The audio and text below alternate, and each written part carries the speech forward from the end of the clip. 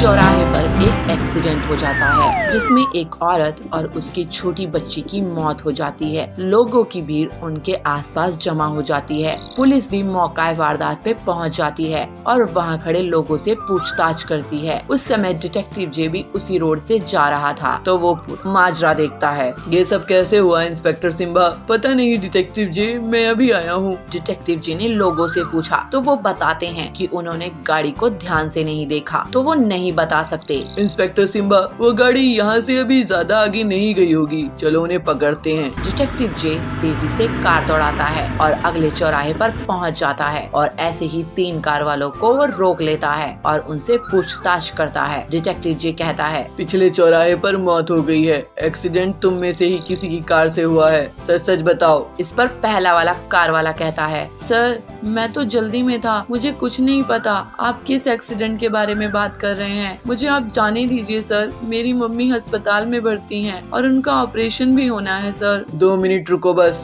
Detective जी ने दूसरे car वाले से पूछा तो वो बताता है, सर ऐसा हो ही नहीं सकता, मैं तो बहुत ही धीरे से गाड़ी चलाता हूँ और बहुत ही सावधानी से भी। मेरी गाड़ी से आज तक किसी का एक्सीडेंट नहीं हुआ, तो मैं तो बेकसूर हूँ सर। डिटेक्टिव जी ने तीसरे वाले कार वाले से पूछा तो वो बताता है, सर मुझे क्या पता कि एक औरत और एक बच्चे का एक्सीडेंट हो गया है। मैं तो बहुत ही आराम से और धीरे धीरे गाड़ी चला रहा हूँ, मैं तो बेकसूर हूँ, मैंने किसी का एक्सीडेंट नहीं किया सर, मैं बेगुनाह हूँ। डिटेक्टिव जे उन तीनों की बातों पर गौर करता है और समझ जाता है कि उन तीनों में से झूठ कौन बोल रहा है। झूठ तीसरा कार वाला बोल रहा है। उसे कैसे पता चला कि एक्सीडेंट एक औरत और एक बच्चे का हुआ है? डिटेक्टिव जे ने उसकी कार भी अच्छे से चेक की, उसकी कार पर ब्लड लगा हुआ था। डिटेक्टिव जे को एक बहुत बड़ा सबूत मिल चुका था, इसी से उसने उसे पकड़ लिया और उसको जेल की सलाखों के पीछे डाल दिया। घर में बैठी टीवी देख रही थी, तभी उसकी पड़ोसन कोकिला वहाँ आती है और वो टूनी को देख कहती है, अरे टूनी बहू, ये तूने कैसे रंग बिरंगे रंगों की साड़ी पहन रखी है? क्या आंटी जी अच्छी नहीं लग रही क्या? अरे बिल्कुल भी नहीं, चल जो कोई दूसरी साड़ी पहन कर आ, तू नई नवेली बहू है, कुछ अच्छे रंग की साड़ी पहना कर। ठीक है आंटी जी, मैं अभी आपको कुछ साड़ी पहन कर दिखाती हूँ, फिर आप बताना मैं कैसी लग रही हूँ। टूनी अपने कमरे में जाती है और अलग अलग रंगों की साड़ी पहन कर आती है, लेकिन कोकिला को कोई भी साड़ी पसंद नहीं आती। लेकिन जब टूनी एक हरे रंग की साड़ी पहन कर आती है तो कोकिला कहती है, हाँ ये साड़ी बहुत अच्छी लग रही है टूनी बहू, वैसे तुझ पर हरा रंग सबसे ज्यादा खिलता है, तू इसी रंग की साड़ी पहना कर। टूनी की तारीफ करके कोकिला वहाँ से चली जाती है और तभी टूनी की सास चंपा भी आती है और कहती है, अरे टूनी बहू, ये साड़ी तो बहुत खिल रही है तुझ पर, ला मैं तेरी नजर उतार दूं, कहीं तुझे किसी की नजर न लग जाए। चंपा अपनी बहू को काला टीका लगा देती है और उसकी नजर उतारती है और उसकी बलाई भी लेती है। तभी उसका पति सोनू भी उसकी तारीफ करता है, अरे आज तो तुम एकदम हीरोइन लग रही हो, पटाखा लग रही हो। हाँ सच में, कहीं आप झूठ तो नहीं बोल रहे? अरे नहीं नहीं टूनी,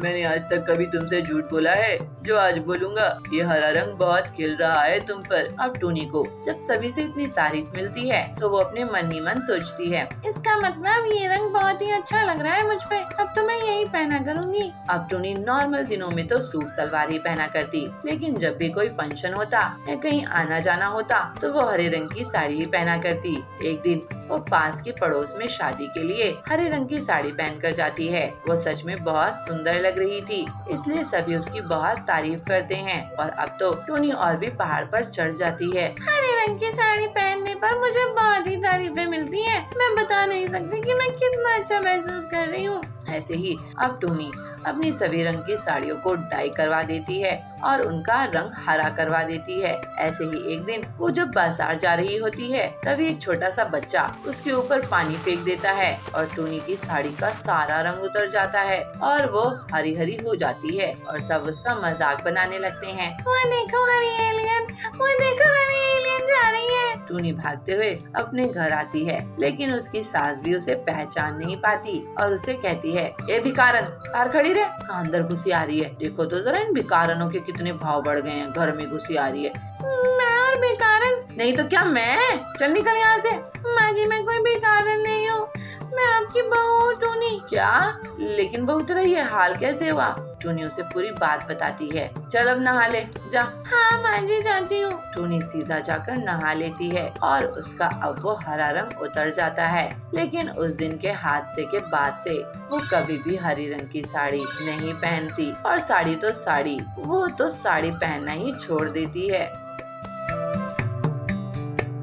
आचार्य जयसूर्य के आश्रम में एक बकरी का बच्चा आता है। उस आश्रम में आचार्य के साथ उनके शिष्य भी रहते थे। आचार्य जी उन्हें जीवन की बातें बताते थे, जिससे उनके जीवन के साथ साथ दूसरों का जीवन भी अच्छा बन जाता था। एक दिन आचार्य जी उस बकरी के बच्चे को देखते हैं जो भूल से आ गया था। आचार्य जी ने दूर तक देखा था मगर कोई भी बकरी पास में नजर नहीं आती। आचार्य जयसूर्या समझ जाते हैं कि यह बकरी का बच्चा बकरी से अलग हो गया है, इसलिए वह उसका ध्यान रखते हैं, उसे खाने को घास देते हैं। उन्हें पता है कि इसे तकलीफ हो सकती है, इसलिए वह उसका पूरा ध्यान रखते हैं। उसे खाने की कोई भी समस्या नहीं होती है। अगले दिन आचार्य जी अपने ध्यान में बैठे हैं, क्योंकि वह रोज ध्यान लगाते थे। मगर कुछ समय बाद ही वह बकरी का बच्चा उनके पास आ जाता है, जिससे आचार्य जी का ध्यान भंग हो जाता है। तो आचार्य अपने एक शिष्य को बुलाते हैं और उससे कहते हैं,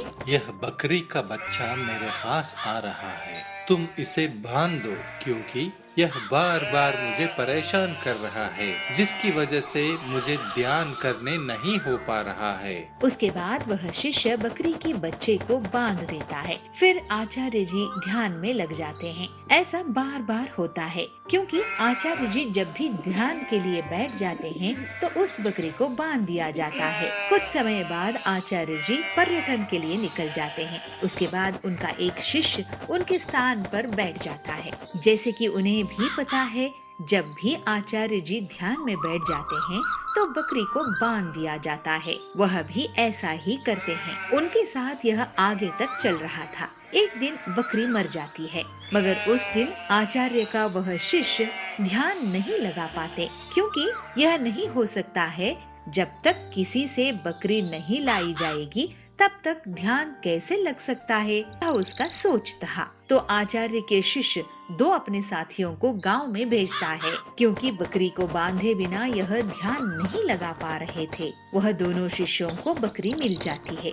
उसके बाद बकरी को बांध दिया जाता है। उसके बाद ही आचार्य का वह शिष्य अपना ध्यान लगाने में सक्षम हो जाता है। यह परंपरा बहुत समय से चली आ रही थी। जब तक बकरी नहीं बांधी जाएगी, आचार्य का शिष्य नहीं बैठ पाता। एक दिन उस आश्रम में दो यात्री आते हैं। उनको बहुत भूख लगी हुई होती है। वह आश्रम को देखते हुए आश्रम के अंदर आते हैं। बहुत दूर से चले आए हुए उन दोनों यात्रियों को भोजन कराया जाता है। कुछ समय बाद एक शिष्य की आवाज आती है, साधु जी, ध्यान लगाने वाले बकरी को बांध दिया जाए। यह बात दोनों यात्री सुनते हैं, मगर सोचते हैं कि ध्यान लगाने से बकरी का क्या वास्ता।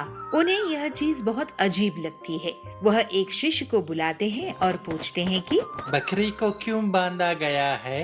वह शिष्य कहता है, जब भी साधु जी ध्यान लगाते हैं तब ऐसा ही किया जाता है, क्योंकि जब तक बकरी को बांध नहीं जाएगा तब तक साधु जी ध्यान नहीं लगाते हैं। यह सुनकर दोनों यात्री सोचते हैं कि ऐसा क्यों किया जाता है। तो वह शिष्य कहता है, ये परंपरा है।